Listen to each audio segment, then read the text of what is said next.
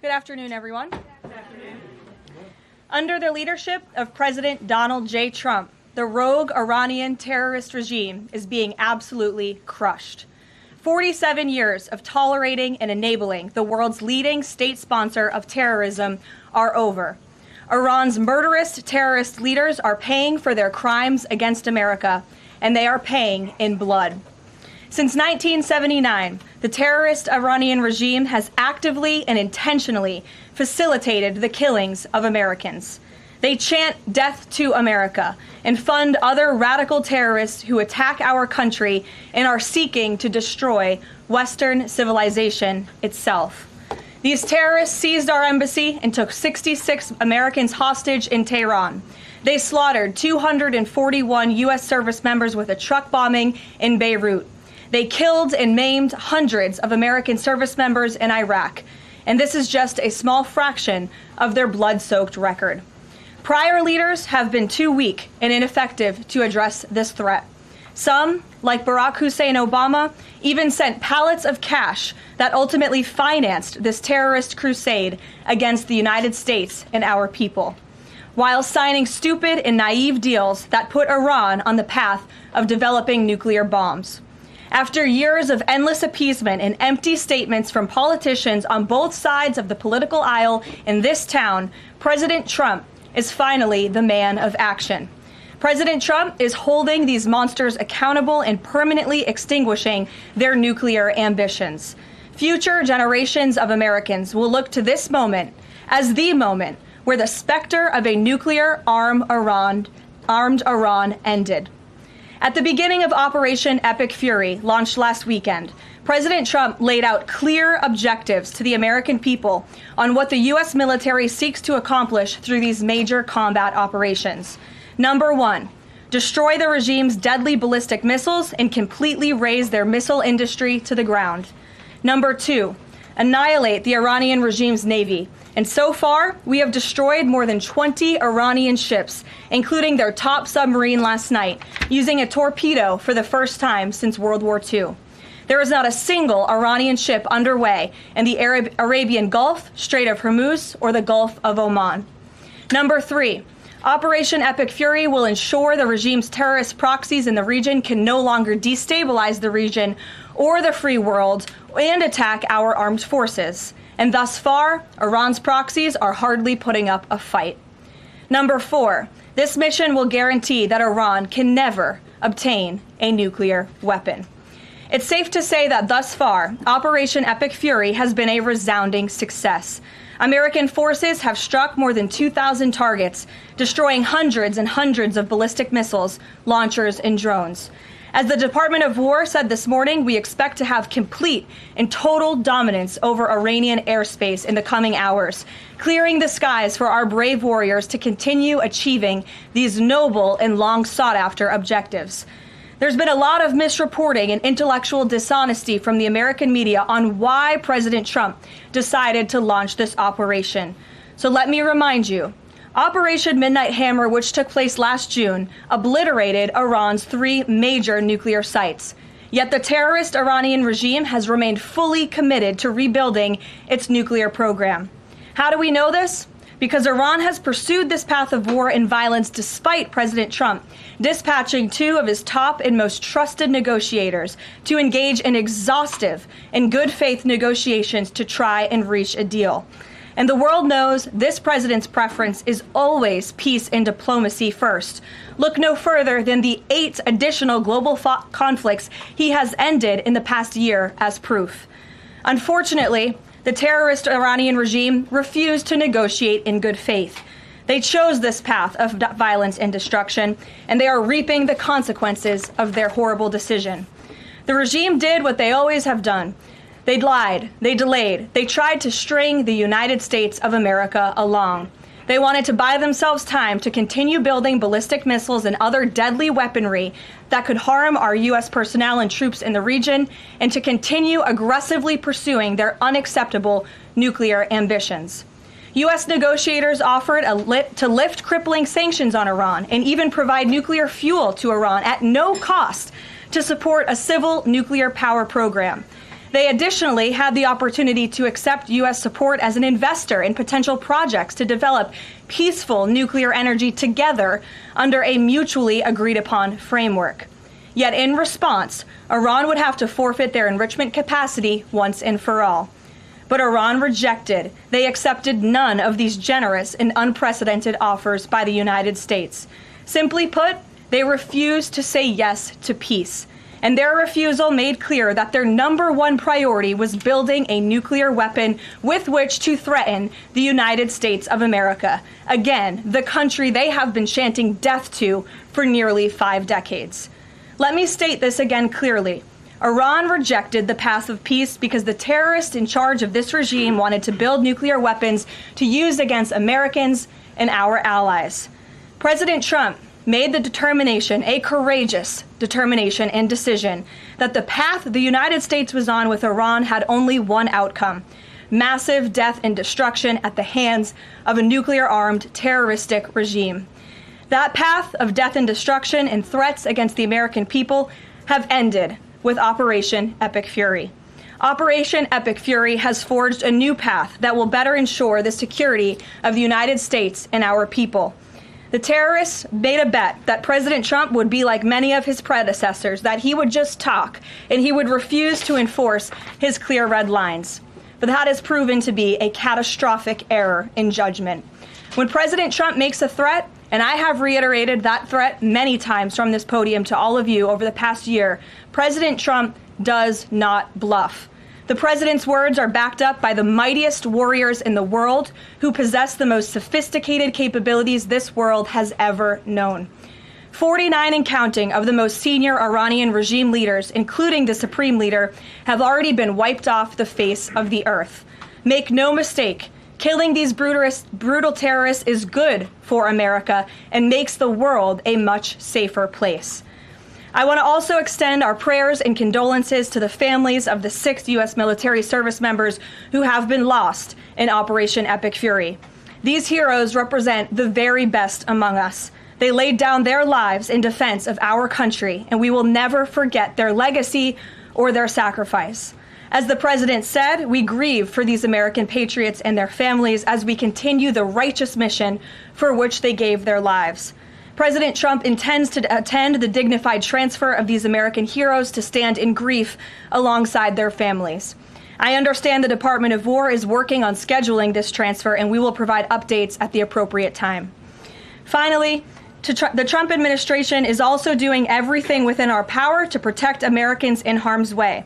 Since the launch of Operation Epic Fury, more than 17,500 Americans have safely returned home from the Middle East, with over 8,500 American citizens returning home to the United States just yesterday alone. If you are a U.S. citizen in the Middle East looking to return to the United States, the Secretary of State asks that you please register with the State Department at step.state.gov. The State Department will identify where you are and provide travel options directly to you. The administration is already rapidly chartering flights free of charge and booking commercial options, which we expect to become increasingly available as time goes on and the success of this mission further comes to fruition. I know the President and Secretary of State Rubio have been in touch as well with our allies in the region directly about this problem, making it clear that it is a priority of the United States of America to bring every American home. The Trump administration will not rest until every American is home safely and until the terrorist threat from Iran has been completely destroyed. With that, I'll take your questions. Eric, why don't you kick us off today? Thank you for being here. Karoline, thanks so much for having me. It's great to be here. As you mentioned, Iran's regime, its leadership has largely been decimated. Do we have a sense right now of who is actually calling the shots in Iran? And we're also hearing reports that the Supreme Leader's son may be named his successor. Do you have any more information about that? I just had a quick follow-up as well. Sure. We've seen those reports as well, of course, and this is something that our intelligence agencies are closely monitoring and looking at. The truth is, we'll have to wait and see. The president has said repeatedly that the objectives of Operation Epic Fury are the 4 military objectives that I laid out for you previously: to destroy Iran's navy, to destroy their ballistic missile capacity, to ensure their proxies in the region can no longer harm Americans, and to also ensure that they can never obtain a nuclear nuclear weapon. As for what comes next for Iran, the president has said, of course, it's a good thing for the United States to want freedom for the Iranian people, and ultimately we hope that freedom rests in their hands. Karoline, we see the Arab and Muslim nations coming under fire as well. President Trump's vision for the region has been to bring the Arab and Muslim nations to the table together, Abraham Accords, obviously, with Israel. If this regime topples, could we see a new day in the region and really a new Middle East come out of this when the dust settles? Well, the greatest deterrent to true and long-lasting peace in the Middle East has always been the rogue Iranian terrorist regime. And our Arab and Gulf partners in the nation admit that, as well as, of course, our close friend and ally Israel. We have seen all of the Arab partners in the region come together during this time on the phone with President Trump, many of them commending him for this bold and brave action to protect American troops and our bases in the region that are housed in many of these Arab and Gulf states. And I know that many of these regional partners are contributing their air defense capabilities as well. Jordan, Bahrain, Saudi Arabia, the UAE, Qatar, Kuwait, and the president continues to be engaged with all of them. Welcome. Garrett. Also have two, if you'll humor me. Axios, I think, was the first to report this morning this phone call between the president and Prime Minister Netanyahu, saying that Netanyahu had given the U.S. this information about where the Ayatollah would be and that he'd be with his deputies on Saturday. How important was that information in the president making the decision to strike where and when he did? I think it was important with respect to the timeline, but I think the president, prior to that phone call, had a good feeling that the Iranian regime was going to strike the United States assets and our personnel in the region. And the president was faced with a choice. Does the United States of America use our military and our capabilities to strike first, to take out this threat that has been threatening our country and our people for 47 years, or is he going to, as commander-in-chief, sit back and watch as the rogue Iranian regime attacks our people in the region? That's obviously an unacceptable decision. For the second choice there is unacceptable to the president, which is why he made this decision. As for where the Ayatollah was going to be, that obviously had an impact on the timeline of the operation, but not quite the president's decision in its entirety. And then on the way the public is viewing this, we were sitting here last week. I asked you if the president was going to make this a big part of the State of the Union, if he felt like he had to sell the possibility that he'd do strikes like this. We're now 5 days on. He hasn't done kind of the traditional speech to the nation part of it. Does the president believe the country supports the actions that he's taken so far in Iran?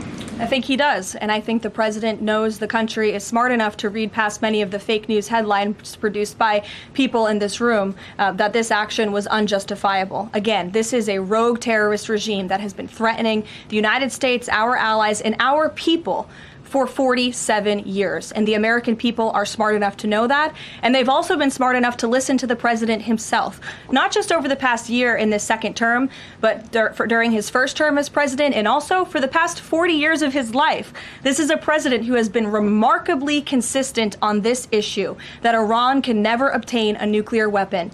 And the president tried peace through diplomacy, exhaustively and extensively. He and his team gave it their best go, and the president ultimately came to the determination of that peace was not a pursuable path. The Iranian regime, they want death, they want destruction, they want to kill Americans, and that's unacceptable to this president. It's intolerable to him as commander-in-chief. Jackie. Thank you, Caroline.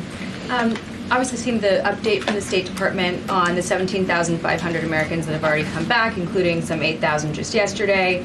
There are still 6,000 that are looking to get out, as I understand it.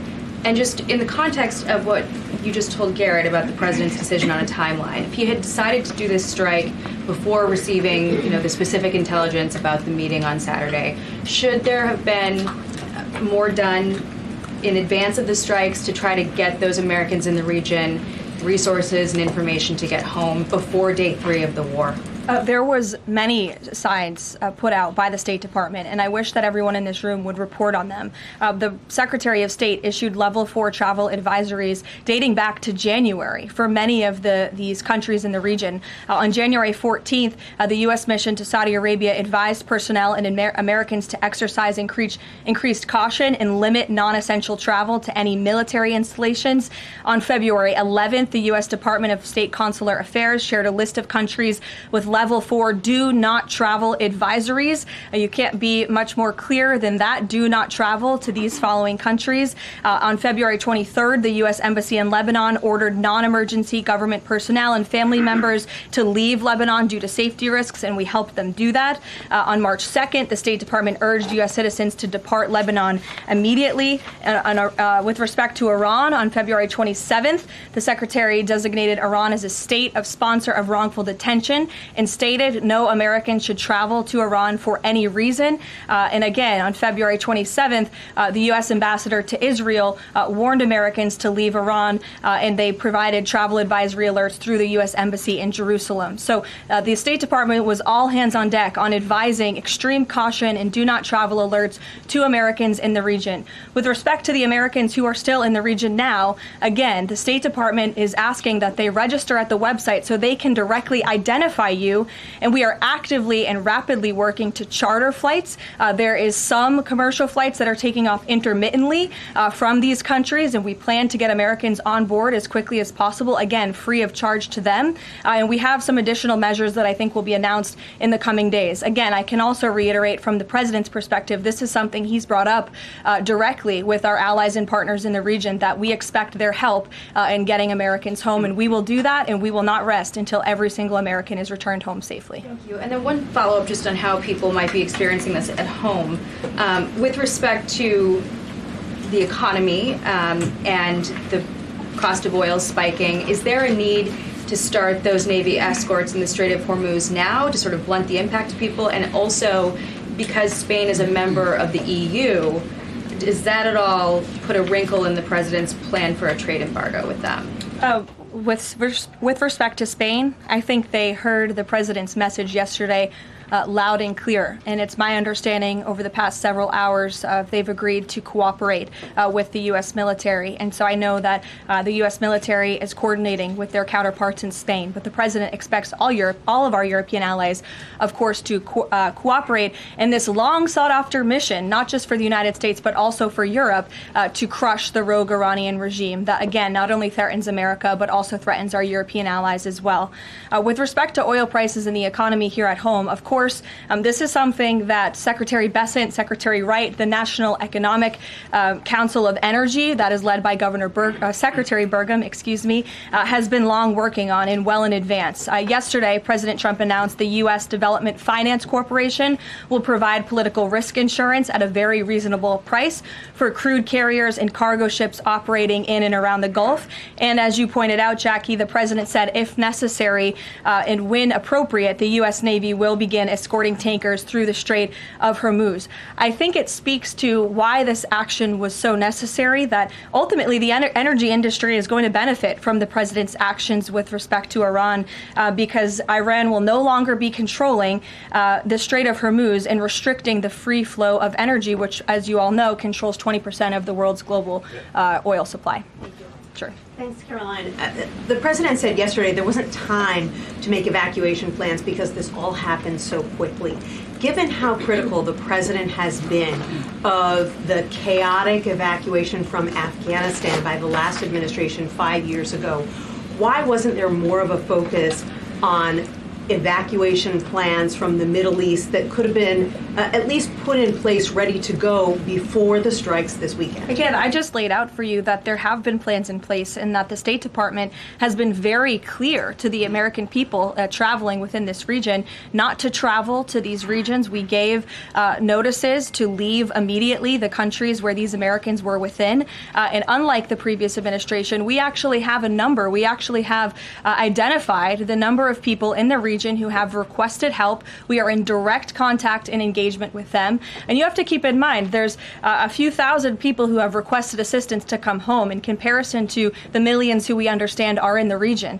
So we will help every single American who wants to come home if they're making that request of the State Department. But Americans who called the State Department hotline as recently as last night were being told, we can't help you, you have to make your own plans. Well, the line was updated, and I expect every single person in this room to report on that accurately, so that information can be relayed appropriately to your audiences and to the American people. I think as journalists, you all have a responsibility to let them know that the line has been updated accordingly with the proper guidance, because I saw many people in this room very quick to do selfie videos with the line yesterday, but not so quick to report on the corrected message today.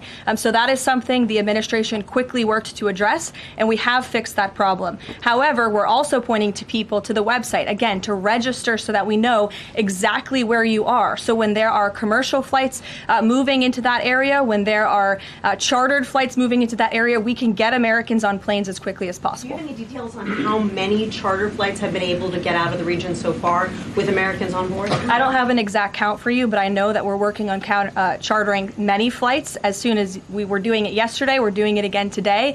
And you should not expect us to detail exactly when these flights are taking off for obvious reasons. The Iranians have shown that they are not going to hesitate to target civilians in the region, which is completely intolerable. But for safety and security reasons, we're not going to be broadcasting when flights full of Americans are going to be taking off, obviously. Danny. At the top there, you said that the Iranian regime is being absolutely crushed. Can you explicitly say then whether or not regime change is a goal of President Trump's operation? The goals of this operation have been made very clear, Danny, and the president has said them in his speech when he launched this operation and released that video in the middle of the night to all of you and to the world. The stated military objectives of Operation Epic Fury are as follows: eliminate Iran's ballistic missile threat, destroy their naval capability, disrupt missile and drone production infrastructure, sever their pathway, and end their pathway to nuclear weapons. And I can report, as you all saw from the Pentagon today, that thus far this operation has been remarkably successful. Again, we're moving towards complete and total control of Iranian airspace. We have continuous 24/7 strike operations ongoing. We've had more than 2,000 targets that have been struck. Nearly 2,000 munitions have been employed. The first 24 hours of this campaign were described nearly as twice the scale of the 2003 shock and awe campaign. And we've seen that the enemy, the Iranian rogue regime, their retaliatory strikes against the United States and the threat reduction has reduced significantly. If you look at the Iranian ballistic missile launches, they're down 86% from day one levels. So while the United States military continues to increase its complete dominance over this rogue regime, they are weakening day by day. Regime change is not a phrase that you would want to use. Again, Operation Epic Fury, I just detailed the goals and objectives of this very quickly. But obviously, as the president has said numerous times, do we want to see Iran being led by a rogue terrorist regime? No, of course not. So any day the United States of America is taking out a terrorist is a good day for our country and a good day for our people. So, given that point that you just make about the United States wouldn't mind seeing the government overthrown, certainly President Trump has talked about wanting to see Iranians overthrow the government. Has the president considered at all kind of how he views a U.S. role, if any, in Iran post-conflict? I think it's something the president is actively considering and discussing with his advisors and his national security team. But again, right now, the focus, minute by minute, hour by hour, day by day, is on ensuring the quick and effective success of Operation Epic Fury. Sure, go ahead. I want to ask you about the U.S. munitions I stockpile. don't even know who's speaking because I wasn't looking at you. But you can ask a question and then I'll go to you. Caroline, I want to ask you about the U.S. munitions stockpile. President Trump posted on Truth Social on Monday that the U.S. still has a good supply of weapons, but that we're not where we need to be. What does he mean by that? And does President Trump then want to ask on Congress to pass a supplemental to increase funding for missile interceptor systems like the ones being used to defend U.S. bases in the Middle East from Iranian missiles? I don't have any updates for you on congressional asks from the president. As you know, under this president, we have significantly increased our defense budget, which is a good thing for the United States, for our national security, and for protecting our homeland. With respect to munitions, ammunition, weapon stockpiles, the United States of America has more than enough capability to not only successfully execute Operation Epic Fury, but to go much further. And we have weapon stockpiles in places that many people in this world don't even know about. However, the president in that post Post was pointing out that, unfortunately, we had a very stupid and incompetent leader in this White House for 4 years who gave away many of our best weapons for nothing, for free, to another country very far away by the name of Ukraine. So the president was pointing out how that was an unwise decision, but nevertheless, don't doubt the strength and the might of the American military. And I will also add, President Trump has rightfully been calling on defense contractors in this country to rapidly and aggressively produce American-made weapons because they are the best in the world, and the president always likes to get things done as quickly as possible, and so he's been quite vocal in his efforts to try to speed up our defense industry to protect our homeland. Karoline, can we use some... Go ahead. Karoline, could you tell us about the president's current thinking about ground troops and whether they could be used? If they were to be sent into Iran, what would they be used for? What's the situation with that? Well, they're not part of the plan for this operation at this time, but I certainly will never take away military options on behalf of the President of the United States or the Commander-in-Chief, and he wisely does not do the same for himself. I know there's many leaders in the past who like to take options off of the table without having a full understanding of how things could develop. So again, it's not part of the current plan, but I'm not going to remove an option for the President that is on the table. Sean. Did the United States airstrike a girls' elementary school and kill 175 people? Not that we know of, Sean, and the Department of War is investigating this matter, and I would just tell you very strongly, the United States of America does not target civilians, unlike the rogue Iranian regime that targets civilians, that kills children, that has killed thousands of their own people in the past several weeks, and uses propaganda quite effectively, and unfortunately many people in this room have fallen for that propaganda. So I would caution you from pointing the finger at the United States of America when it comes to targeting civilians, because that's not something that these armed forces do. Reagan. Thanks, Caroline. Prior to the Iran conflict, the SAVE Act was really the focus of the news cycle. Is the SAVE Act still a priority for the administration? Absolutely. Could you just provide an update on the administration's talks with Congress to get the SAVE Act through? SAVE Act is absolutely still a priority for this president and the administration. The focus, of course, of much of the president's time right now is on ensuring the success of Operation Epic Fury, but the president can walk and chew gum at the same time, and he's very much continuing to focus on the issues that matter here at home for the American people, including the passage of the SAVE Act, including on bringing down the cost of living, which is why you'll see the president in about an hour and a half at the Ratepayer Protection Pledge Roundtable, where he will be sitting with big tech companies, with AI companies who are building in communities across the country and have pledged to pick up the cost of the electricity tab in these small towns and communities across the country, which is a great thing for American consumers. So you'll be hearing from the president directly on this very important domestic agenda item later this afternoon, and it's something that he mentioned in his State of the Union address. So check it off the list as another promise made and kept by this president. Sure, go ahead. Thanks, Caroline. I just wanted to get back to Danny's question. So those 4 objectives that you read out do not explicitly include regime change. If those objectives were achieved and the Islamic Republic still existed, would that be an acceptable outcome? That's a hypothetical question that I'm not going to engage in. Again, right now, the president and the commander-in-chief are focused on executing the success of Operation Epic Fury, which we are already doing so in a very tremendous and impressionable way. Stephen.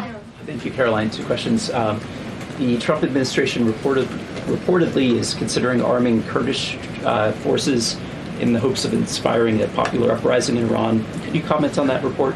I can comment on the fact that the president has held many calls with partners, allies, and leaders in the region, in the Middle East. He did speak to Kurdish leaders with respect to our base that we have in northern Iraq. But as for any report suggesting that the president has agreed to any such plan is completely false and should not be written. President Trump was saying yesterday that he is okay with someone from within taking over in Iran. He spoke about how Venezuela he saw as a successful model where Delcy Rodriguez took over and had a better relationship.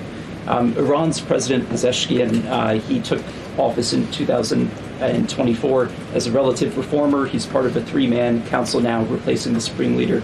Does President Trump see him as a potential successor who is more pliable? Again, that's another hypothetical, and I haven't spoken to the president about this specific individual, so I don't want to get ahead of him on any assessments that should be made. Thank you. Yesterday, the president acknowledged that oil prices will be a bit high. As for gas prices here in the U.S., what is the admin doing right now to counter that? I mean, should they skyrocket? Is there a plan to help, Americans right now with those higher gas prices? And then a second question. On the rash that was on the president's neck, the White House physician said it was a preventative skin cream that he was using, but why is the president using this cream? What are they trying to prevent with this cream? To your second question, I don't have anything additional to add to the physician statement that we provided to all of you on those questions, but I know the statement said that the redness on the neck will dissipate within the next couple of weeks. To your first question about oil prices, thank God we have a president who has exuded American energy dominance over the past year, an administration that is wholeheartedly focused on keeping prices stable as best as we can. Of course, this operation is temporary to protect the homeland, but crude oil prices did fall yesterday. They remain stable today after the president announced steps to ensure the stability in global energy markets. Again, those include the DEC offering reasonably priced political risk insurance and the potential for the U.S. Navy to provide protection for the flow of energy through the Strait of Hormuz. It is the president's belief and his economic team's belief that the economy continues to be very strong. It's robust and will be able to weather any of the temporary impacts of Operation Epic Fury. John. Thanks a lot, Caroline. Just to follow up to that, the timeline for making the Strait of Hormuz safe for oil tankers to transport their oil through the strait, what is that timeline, and what can the president do to speed up that timeline? I don't want to commit to a timeline, but certainly it's something that is being calculated actively by both the Department of War and the Department of Energy. They're working very closely. Both secretaries are in all of the briefings on this subject with the president, and this is, again, something they're monitoring. And if and when necessary, the United States Navy will provide assistance to escort oil tankers through the strait. Caroline. Sure, in the blue. Thank you, Caroline. You're not in blue, Andrew. Go ahead. Yeah, thank you. Well, I guess you are, sort of. I'll go to you after. You had mentioned about the commercial aircraft being used for the evacuations. What about the use of military aircraft? Would that happen in conjunction with that or subsequent to? That is something that is definitely underway, and of course we're going to use that in conjunction. We want as many planes, whether they're chartered, commercial, or military, taking Americans out of the Middle East and returning them safely home. So yes. Andrew, go ahead. You're welcome. At the top of the briefing, you listed a long list of grievances against the Iranian government, going back to the takeover of the embassy in '79, barracks bombing in the 80s, etc. But no one from the administration has laid out the imminent threat that was supposed to be taken care of by this.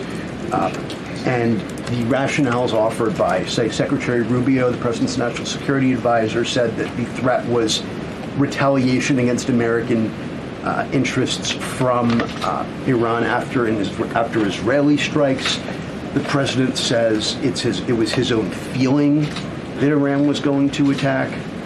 Why is it that across the administration you can't say what the imminent threat against the United States was that required us to launch this? And also, Prime Minister Starmer told Parliament today that his reason that he didn't allow the use of British bases was that he was not satisfied that there was a lawful basis and a viable, thought-through plan. Was there an attempt to provide the UK government with a legal basis for these strikes and a viable, thought-through plan? To the first question, I completely reject the premise of your question. You have had the President of the United States, the Secretary of War, the Chairman of the Joint Chiefs, the Vice President of the United States, the Secretary of State, and now I am out here today to explain to you exactly what led the President to make the decision to launch Operation Epic Fury. And President Trump does not make these decisions in a vacuum.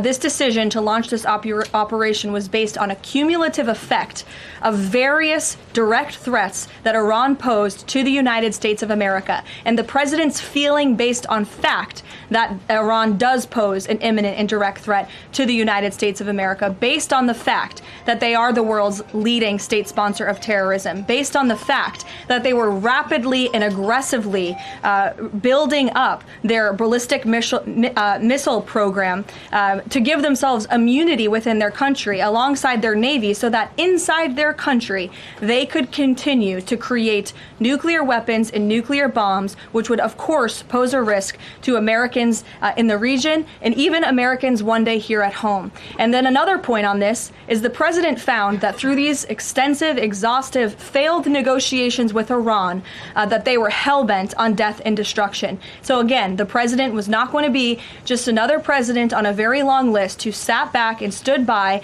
and passed the buck of this direct threat to the next administration. The president had a feeling, again, based on fact, that Iran was going to strike the United States, was going to strike our assets in the region, and he made a determination to launch Operation Epic Fury based on all of those reasons. And I would like the media to actually report on all of them, rather than just picking sound bites from one person in this administration and saying, oh, they're contradicting the other person. No, again, these decisions are not made in a vacuum.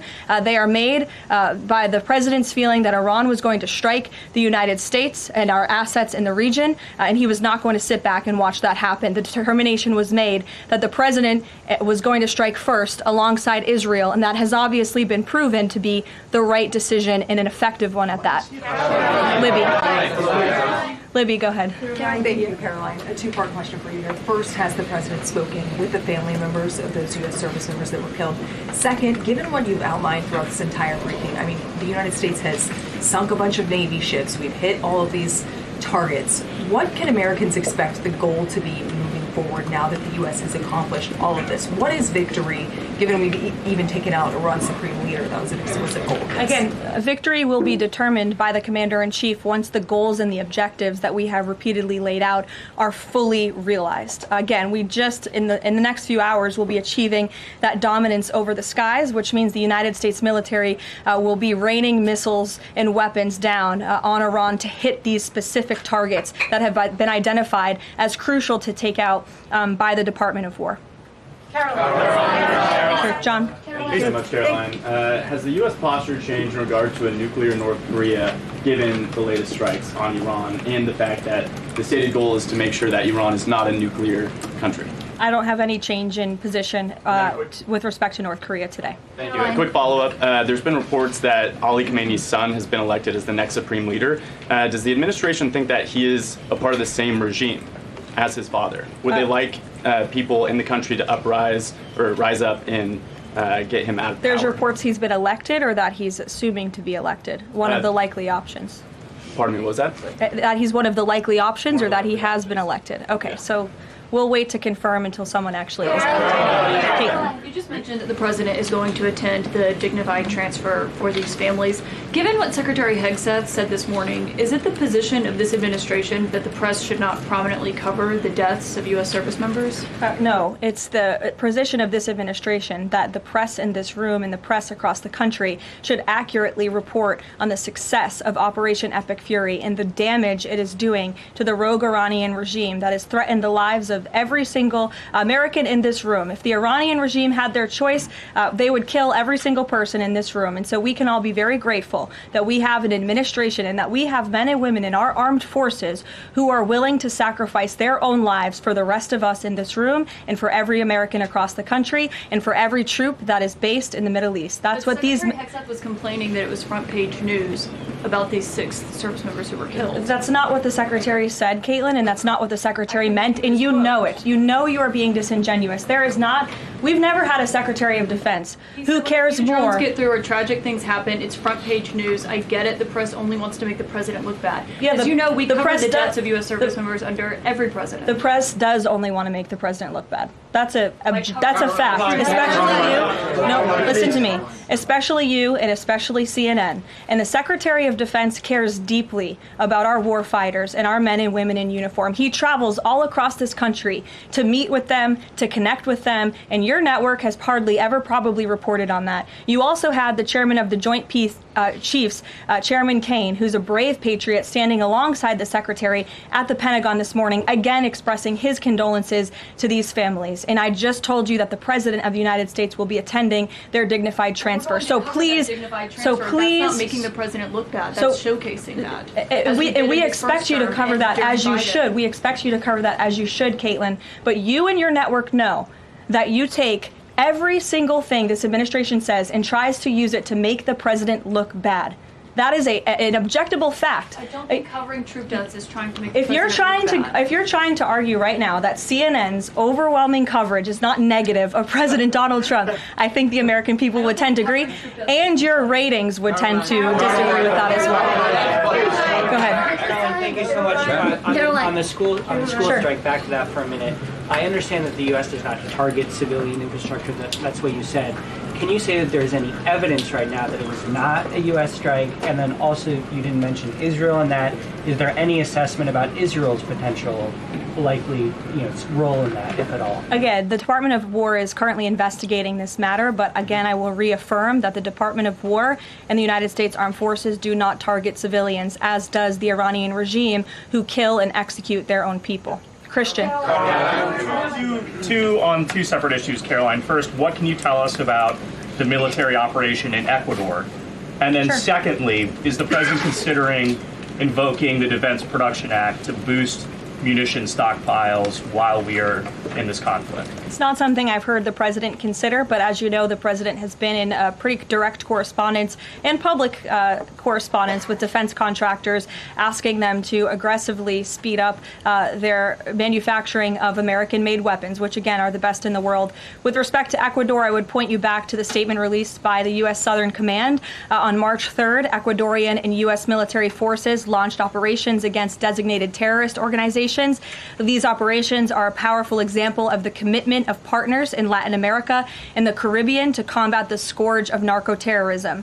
And together, we are taking decisive action to confront narco-terrorists who have long inflicted terror, violence, and corruption on citizens throughout the hemisphere. And with on that, I would also add that this weekend, I'm pleased to announce, the president will welcome the heads of state from 12 nations across our Western Hemisphere in Miami, Florida on Saturday. The point of this newfound Latin America summit is to promote freedom, security, and prosperity in our region. The following countries will be in attendance: Argentina, Bolivia, Chile, Costa Rica, the Dominican Republic, Ecuador, El Salvador, Honduras, Panama, Paraguay, Trinidad and Tobago, and maybe some others as well. And the president will be speaking with the leaders of this country, who have really formed a historic coalition to work together to address criminal narco-terrorist gangs and cartels and counter illegal and mass migration into not only the United States, but the Western Hemisphere, which remains a key and top priority of this president. Thank you very much, everyone, and you'll see the president yourselves in an hour. Thank you.